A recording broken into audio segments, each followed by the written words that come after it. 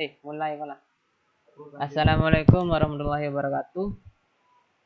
Perkenalkan, nama saya Robi Samsudin. Pada kesempatan kali ini saya akan menerangkan sebuah pembelajaran virtual materi interaksi manusia dan komputer.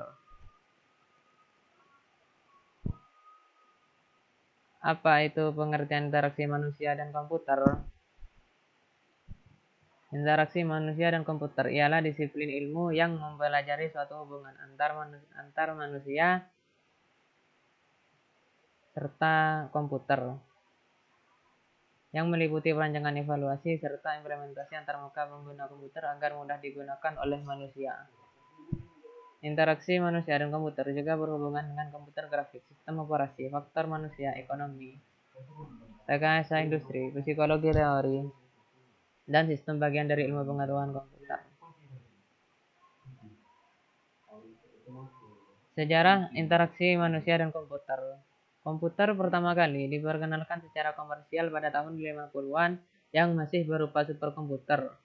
Waktu itu komputer merupakan mesin yang sangat mahal dan besar, dan hanya dimiliki oleh kalangan tertentu, misalnya para ilmuwan dan bangsawan.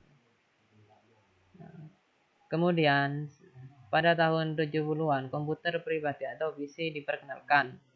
Yang lambat laun berkembanglah pengguna teknologi ini secara cepat ke berbagai penjuru dunia. Di samping ini adalah komputer yang menjadi cikal bakal terciptanya interaksi manusia dan komputer. Konsep dan input dan output dalam interaksi manusia komputer itu ada dua, yaitu masukan atau inputan dan output atau keluaran. Contoh inputan itu keyboard, mouse, touchpen, dan lain-lainnya. Nah, di sini saya mengambil contoh dari keyboard. Yang kedua itu keluaran atau output. Output itu seperti speaker, earphone,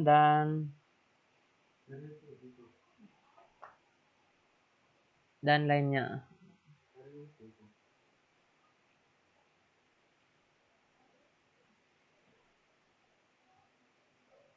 Kemudian dalam interaksi manusia dan komputer itu ada sebuah alat pemrosesan yang berada di dalam komputer yang dinamakan dengan CPU. CPU merupakan tempat pemrosesan instruksi-instruksi program seperti pemrosesan data, pemrosesan instruksi, inputan, pengeluaran jenis inputan data, dan lain sebagainya. CPU mempunyai simpanan yang berukuran kecil. Di dalam CPU ini terdapat register sebagai tempat penyimpanan kecil sebelum pemrosesan data. Dalam dunia PC disebut mikroprosesor. Dengan adanya CPU ini, maka interaksi manusia dan komputer akan tercipta.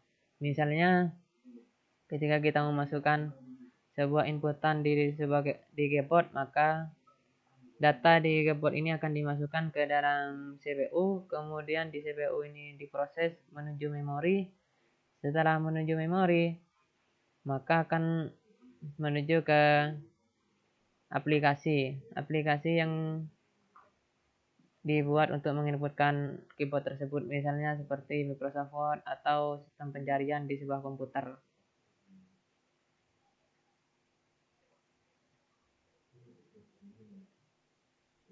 Tujuan IMK, interaksi manusia komputer, yang utama yaitu membuat sistem yang ada di dalam komputer itu berguna atau usable, berguna bagi semua golongan. Yang kedua yaitu fungsional. Nah, fungsional ini berfungsi sebagaimana mestinya. Jika itu sistem inputan, maka berfungsi sebagai inputan. Jika itu sistem keluaran, maka berfungsi sebagai sistem pengeluaran. Seperti halnya Microsoft Word itu adalah sistem inputan yang mana kita menginputkan data di keyboard, maka akan muncul di Microsoft Word.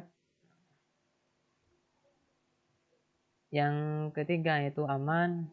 Nah, sistem yang ada di MK itu yang pastinya aman. Yang keempat itu produktif, artinya produktif ini bisa berguna ke semua kalangan atau produktif ini mampu bersaing. Yang kelima efektif, dan keenam efisien. Efisien itu artinya fleksibel. Itu saja yang dapat saya sampaikan. Kurang lebihnya, assalamualaikum warahmatullahi wabarakatuh.